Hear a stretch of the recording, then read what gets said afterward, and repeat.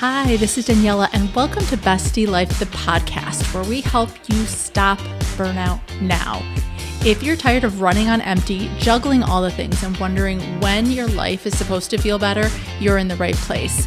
This show is your go-to space for real talk and practical strategies to help you protect your energy, create balance, and actually enjoy the life you're working so hard for. You'll get a mix of solo episodes and honest conversations with guests. My goal is to help you feel less alone, more empowered, and way more in control of your time and energy and well-being. So let's get into it. Hi, everyone, and welcome back to Bestie Life, the podcast with Daniela. Today, I'm so excited to talk to you about something that I think we've misunderstood for a long time, and that's the idea of having a thriving team. So many times I think we can look at high-performing teams and just assume they got lucky, they hired better, or they have some secret culture that we can't replicate. But here's what I've seen over and over again in my work. Thriving teams aren't an accident. They happen by design. They happen intentionally. And so if you know your team is talented but tired, committed but stretched thin, productive but reacting, this conversation is going to be for you, because burnout isn't usually a motivation problem. It's a design problem. And I'm so excited to be able to break that down for you and give you some strategies. So grab something to write with, grab your favorite bevy, and let's dive in. So let's look at the problem. How did we get here? I mean, these are rock star people. You hired them for a reason. You know their quality. You know that they can do an amazing job. The thing is, a lot of teams, once they get in the groove of a lot of the day-to-day stuff, they can get stuck in reaction mode.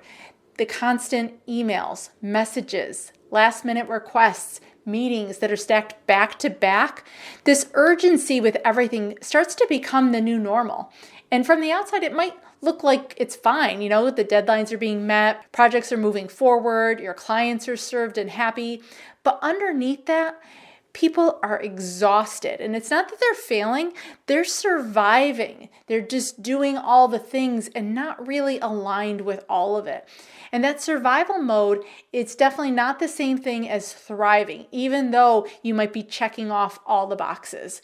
And so here's the hard truth. Telling people to manage their stress better, and I got air quotes going on with that, or to quote, be more resilient, doesn't fix this. You can't mindset your way out of a broken system. That might be one piece of it, but you really have to look at designing that system differently. And in order to help your team become a thriving team, when I work with you, there are 3 pillars that we look to put in place. And those are your mindset, your time planning, and self-care. And when I say that, it's not fluffy self-care, but real practical daily self-care. So let's start with the mindset and looking at what that can look like for your team. Because when I say mindset, I'm not just talking about positive thinking. You got this, go for it, you're doing great. But I'm really talking about clarity.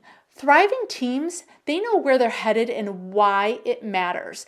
Every person on that team understands, what are we actually trying to accomplish? What's the priority? And the fact that there are actual priorities and not everything makes that list. What does success look like? What is the actual goal? And then what is most important right now? Having that priority is going to be huge. And so when clarity is missing, everything's going to feel urgent. And when everything feels urgent, people default to proving their value just by doing more and staying busy. Every person understands, what are we actually trying to accomplish? What are we working towards together as a unit? Everybody on the team understands, what are we actually trying to accomplish? What's that unifying factor that we're all working towards together? What does success look like? How are we going to know when we've achieved it? And what is most important right now?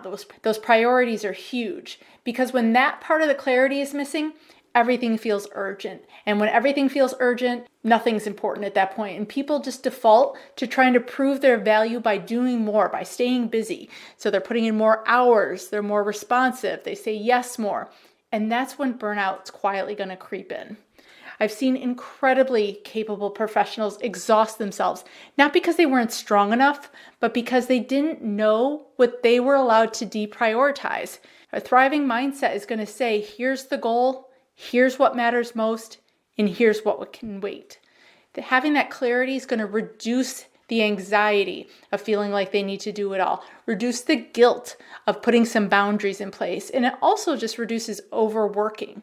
And so that clarity has to be intentional because it doesn't magically appear. The second piece we're going to talk about is your time. Most teams don't have a time management problem.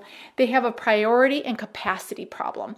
If your team's calendar is full from 9 to 5 with meetings, and then you expect strategic thinking, innovation, proactive planning to happen, when is all that supposed to actually occur? At 9 o'clock at night? That's not planning, that's pressure. Thriving teams, they plan their time in alignment with their goals, okay? They build margins, they block thinking space. They look at workload realistically instead of aspirationally. They look at what can they actually get done in the allotted time that they have.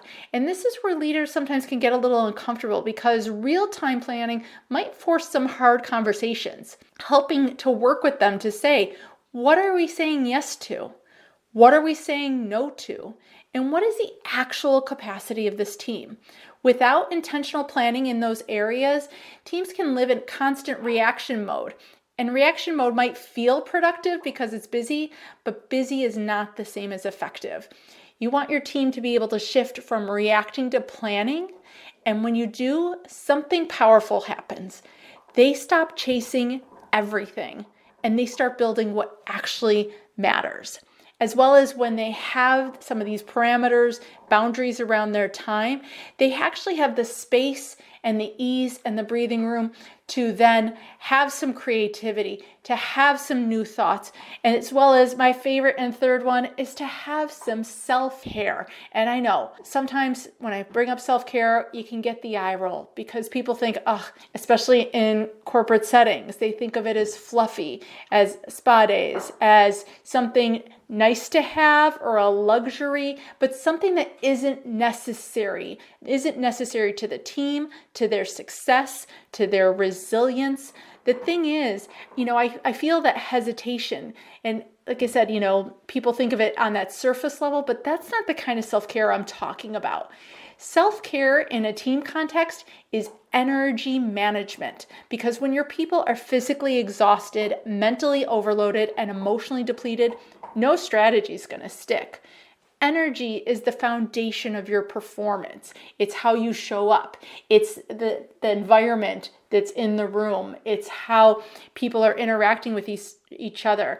And so some of the areas that when we're talking about that self-care, it's looking at as individuals, how are they sleeping? How are they eating? How are they moving? What kind of boundaries do they have? Are they taking breaks? How are they thinking about money? Those types of practices are daily necessities, just like eating, sleeping, and brushing your teeth. You wouldn't eat on Sunday and think you're not going to be starving on Tuesday. Your team needs to be able to integrate these things throughout their day to maintain that energy. Just like you charge your phone several times a day, we're recharging your team.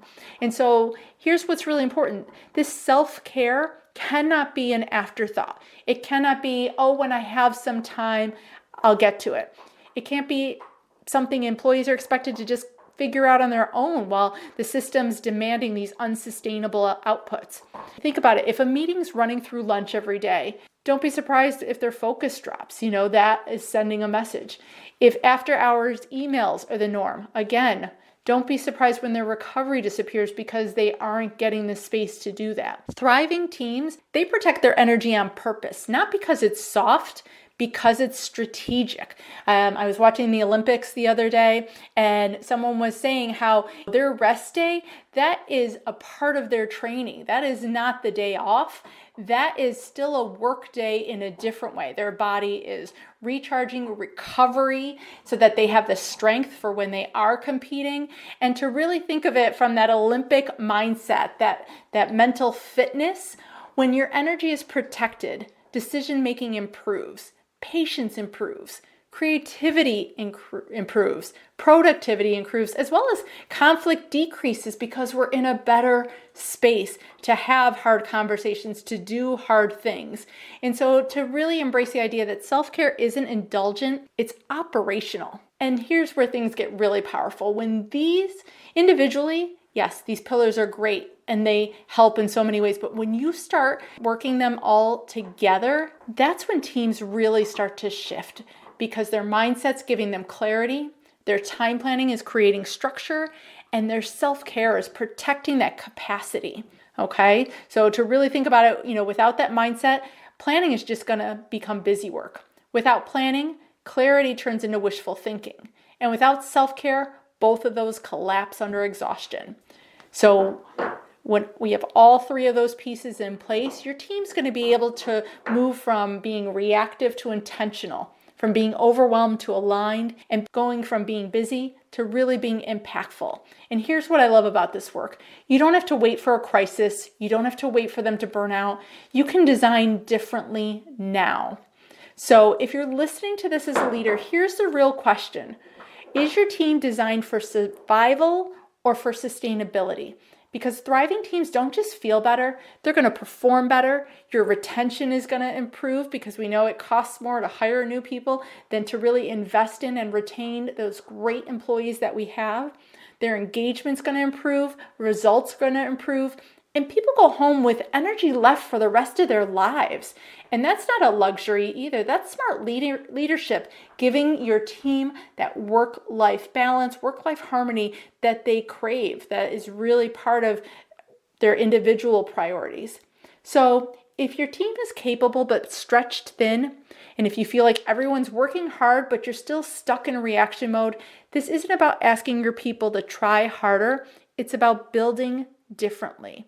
So think about it, their mindset, their time planning, and self-care. When you design around those three pillars, thriving becomes predictable, not accidental. And if this conversation resonated with you, this is exactly the work I do inside my team trainings and workshops. We don't just talk about burnout, we just start to design systems and actions and strategies that are going to help prevent it. Because thriving teams aren't built by chance, they're built on purpose, and you get to decide what you're building. If this sounds like something you and your team would benefit from or could use, please reach out to me. Let's have a conversation and let's see what this could look like for you.